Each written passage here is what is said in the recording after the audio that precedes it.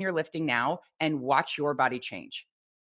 Amazing. If you just, I'm talking to Erin Washington, her book, Squats and Margaritas, A Journey to Finding Balance, a must read for, I think, for every single person out there, whether you're struggling with weight or you're not struggling with weight, because we all have something in us.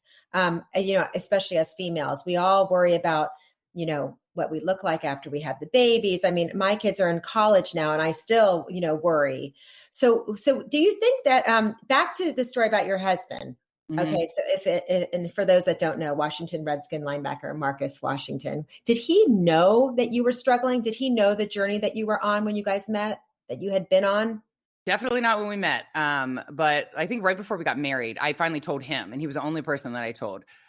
He knew how psycho I was about every time his phone rang. I say in the book, anytime he was in the shower, I was in the phone, and I was always trying to catch him. So he knew about that psychotic obsession that I had with our relationship. But as far as food, nobody knew. I guess, my mom apparently was seeing a therapist. She never even told me. When I was in high school, when I was super skinny, just because she didn't know how to talk to me about it. And now I think about, I have a daughter who's also firstborn, and it is genetic. And I think about that now. I watch everything I say in front of her. And like I said, my 3 sisters also grew up in my household and were not affected. But if you have a child that's predisposed to eating disorders by mm-hmm. obsession and a perfectionist personality, they will be affected. So I just watch what I'm saying in front of her. And I'm so glad that I kind of got it together before I became a mom. I've been living with balance ever since I was a mom. So she never had to see the struggle and the counting. I used to have note cards, Wendy, as you know, and write down all the calories of everything. I'm so glad that I didn't show her those behaviors and that I got it together before she came along, because if she's anything like her firstborn perfectionist mother, she'll be susceptible to it. So were you, when you got pregnant, were you worried? Did it start to enter your head that this might happen again with you? Of course. And I think, honestly, if anybody's struggling, I feel like I should say it now. There's no shame in getting help. I think this will always be with me because I didn't get help mentally. I did a podcast recently with a CEO of an eating disorder foundation. And she was even your language is still almost fat phobic. And mm-hmm. I didn't, so it is still with me, although I don't abuse my body obviously anymore. I eat all the time. I enjoy my life. I have cocktails daily and I'm happy. And before I was miserable, restrictive, and abusing my body, but it will always be with me. It's always going to be something that kind of, I think about calories and stuff, but it's honestly, I truly eat whatever I want, whenever I want now. And it's often, and I have got to the point where my body trusts me again and it knows what to do. And before, I feel like it was just is she going to eat? If she eats, is she going to throw it up? Your body needs to trust you again. Mm-hmm. And I finally got to the point where I don't think about it as much, obviously, because I found my ideal body by living my life in a healthy way. And before, when I was striving to find my ideal body by restricting and obsessing, that's why I wanted to write the book. To that woman who's just I want to find my best physical body. All that work, 7 days a week, obsessing, salads, didn't get me the results. What's crazy is that now that I'm happy and balanced and eat what I want, eat often, enjoy my life, it's the cortisol goes away, all that stress that you're holding on to, and your body will find itself again and start trusting you and kind of go back to where it's supposed to be. And it's not as hard as I was making it for 20 years. Isn't it? When you look back, you're wow. Yes. I mean, then another page of your book, it's eat more food more often. I know. It doesn't sound right. When I'm reading this book, I feel like I'm sitting here chatting with you. Yeah. It's the same. I like that about your book also. Yeah, that it was you're here talking to me, Erin. Thank you so much for sharing this with me. Because all your words seriously jumped out of your book. And I'm going to say it again, Squats and Margaritas. It's a must read. Everyone has to read it. Erin Washington's book. Truly, you could feel it in those words that you spoke and sharing, not an easy story to share. When looking back, your sisters, your mom, what do they say now? Well, I had to sit down with them and be I'm writing a book. You're going to learn some things about me. But they still didn't know? No, I mean, nobody knew. One sister was kind of onto the bulimia, but no, I mean, my college roommates didn't know, and I was living with them. And I think people think with bulimia, you'd be super, super skinny because you're throwing up your food. Not for me. Like I was so bloated and puffy and I had thrown off my hormones so much. Obviously in my appearance, people knew something was off, like, but you wouldn't think that I had an eating disorder because I was heavier, if that makes sense. Like nobody was thinking, yeah, I'm restricted. They must think I'm eating a lot. Like I was miserable and I was puffy and it just, yeah, they didn't know. Everybody was just like so proud. I think everybody was shocked that I was so candid about it, but it came out so naturally and I was, okay. That's okay. Maya, please go back up. Maya, I'm almost done. Sorry. It's okay. It's over. it's live radio. It's fine. Doesn't matter. It's all good. What are we talking? Oh yeah. What I didn't know, but like, I wasn't going to share it. This whole book was going to be like I just said, for the woman that is on the treadmill every day and eating salads, try it this way. I can help you. And I got a writing coach. Hi, Jace. Can you go upstairs, please? Maya, I'm not kidding. Please go down with Daddy. Okay. Go down with Daddy real quick and I'll be right down, or we're not going to the playground. Okay. I was just going to tell the steps, like the second half of the book: lift heavy, eat all the time. And the writing coach was the one that was pushing me. Amaya, honey, I need you to go downstairs. Downstairs, Daddy. Take it to Daddy. Take it to Daddy. Wendy, I'm so sorry. It's okay. We broke free. I love it. Hi. Oh my God, you're hi, so Wendy. Cute. Hi. Hi, Miss Wendy.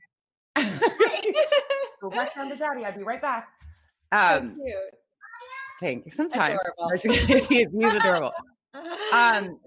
The writing coach was like, why would anyone listen to you? Like, I'm on the cover of the book with like abs, and she's like, you have to tell your story. And I wouldn't even tell her. I was just like, no. I just want to help women. And she said, you have no credibility. No one's going to believe you, like, unless you tell your story. And I fought her on it. And then it was like one day I just started writing it and nobody had even read it yet. I didn't send it into her. And it was like, it was out and I just felt lighter. And now I share everything. And if anybody has a secret, if you can just share that one big thing, everything just seemed like I'm not hiding anything anymore. You'll feel lighter. It could help someone. And it was like, once I start writing it, I started describing everything and it was like, it's out. And honestly, I don't think 5 years ago, 10 years ago, I would ever have been able to write this. I think because I'm a little bit more removed from it now, I could write it. And it's almost like I was writing about somebody else, like this poor girl in her 20s. And now I'm going to be 40 this year. I was, I guess, far enough removed from it that it was so freeing and I feel lighter and it feels like exactly what I need to do. But like I said, once you share, you start sharing everything. And on my podcast, sometimes like people are like, oh, okay. Like, and I'm just used to like, I'm an open book and it feels so wonderful to live your life that way. Like nothing to hide. It's amazing. Also, part of the book that you talk about with your husband when you met him, you were obsessive about him too. And it's like, here you are, this drop dead gorgeous woman, beautiful, beautiful, beautiful, inside and out. And you were, an athlete, a star athlete, a college athlete too. And you look what was inside. Yeah, I did. That's the other thing too. Like in high school, I was prom queen and homecoming queen. Like when does that ever happen? And right. I didn't care. Like none of that meant anything to me except soccer. And I don't know where that started, that only like my worth was soccer. But I said, I remember in the book, I said, I would have relinquished both crowns to make sure I had a like strong soccer college career. And I wrote a journey project in high school. We had to write like where we see ourselves in 5 years. And it was all, I came off a successful college soccer career. I didn't care about anything except soccer. And I don't know why that was like what my worth was, but it makes sense that when I quit, not knowing how important that was to me, and I lost that soccer identity, everything just went downhill. Like I was like, well, I don't play soccer anymore. Like there's nothing else. And I completely lost myself for a good 10 years. And then I write in the book too, I wasn't really focused on fitness. I was always, obviously at that point, because I had just had my baby, I was always focused on it, but I was like 6 months postpartum and there was this race at my gym and it was like the athlete came back that day and I was like, I'm going to win. I'm going to win this mile. And I peed my pants because I ran so fast and I just had a baby, but I won. And then I was like, oh, I'm 36. I just had a baby. And I ran the fastest mile at my gym. And that was like something sparked. And I was like, what else can I do? And at that point, I started really training and my body changed. I started lifting heavier than I was before. I started running faster. It's like women or moms don't see the potential of where you can go. You think you give yourself an excuse. I'm 36. I just had a baby. Now I'm in a pandemic with 2 kids. I can't work out. But if you remove those things, like I never thought I run a faster mile now at 39 than I did as a Division I collegiate athlete. It's amazing. And you're happier and healthier and living a balanced life. And it's not about being in the gym 7 days a week, right? No, because you're not. You need the rest days. Like if you're lifting, you need the days. I never saw a definition because I wasn't taking any days off. You lift and the next day take a break, lift maybe 4 times a week. I have had the women on my podcast with the best bodies I have ever seen, like perfect muscle tone, thin, like perfect, my ideal. Every single one of them. I'm like, well, how much cardio do you do? They're like, none, 0. And my mind was like, what? Like how you got to burn and do calories. They're like, it's weight training. And like, I hope that came out in my book, like to the woman on the stair stepper or the cardio. It's weight training. It's lifting heavier because your metabolism, you'll burn calories, you'll get muscle tone. Everything changed when I started lifting. And for so long, I just doing my cardio, no results. So amazing. So another in your book, Squats and Margaritas, you talk about resources, which is really important, I think, a smart restaurant ordering. And this is another part at the end where here you are, Erin and me are best friends. We're talking, you go, final thoughts to the girl on the scale, to the girl with a secret, to the girl in a toxic relationship, to the girl who doesn't think enough, doesn't think she's enough. Sorry. Mm-hmm. You sit here and you like literally open up so raw in this book that you're going to help so many people in so many ways, not just with eating disorders and bulimia and body images, but with so much more than that, because it's such a story to be told, your story. And look at you now. And I'm happier. Like the weight loss was just like obviously I'm happy that I'm 20 pounds lighter, but I've achieved it. Having daily cocktails, working out 4 days a week, like there's a better way. Yes.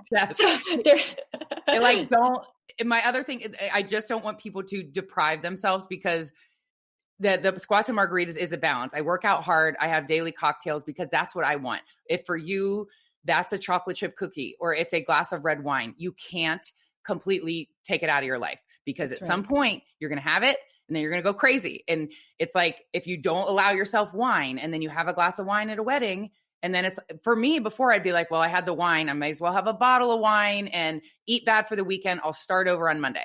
Balance is just making decisions. Like if I have a glass of wine, fine. You also work out today. It's not anything to stress about. And it's something to look forward to. So you stay with this lifestyle of balance, because if there was not, you'd be miserable if you didn't let yourself have those little indulgences. It's a part of it. And I feel like a very necessary part of balance is letting yourself have what you want. Don't have it after every meal, but allow yourself the indulgences, lift heavier, eat often, and watch your body change. So what's your daily day like? Your life on a daily basis like? Like you work out 4 times a week? Yeah, so my kids finally, I was home with them. They're 2 and 4 for about 11 months. Last month they went back to school. So I take them to school in the morning, and then I'll usually like shoot my show or do my work in the morning. I work out around like 11, maybe go on the treadmill for like 5 or 10 minutes just to like walk on an incline or something to get my heart rate up. I do like a 30-minute lift. I'll just do I've shared them on my Instagram, like the strength workout I do 2 times a week. And then the one that I do the other 2, I take like 2 days off, especially like one weekend day with my family. And I have been able to maintain this weight loss through 2 pregnancies. And it's something that works for me. And I was like, I'm sure that it could be something that works for you too. Once you get over the stigma of I'm going to bulk up, I don't want to lift, and I need to work out 7 days a week, you don't. And watch that when your stress goes away, watch your body change, because it's holding on to all of that cortisol because you're living with obsession and restriction. And I've talked to so many people and they're like, yes, when you finally just live your life, listen to your body, eat when you're hungry. A lot of times I order what I want truly at restaurants, but I won't eat like the entire meal because I don't need it. I'll get what I want. I'll get fish tacos. I'll eat one. If I want another one, I'll eat a second one.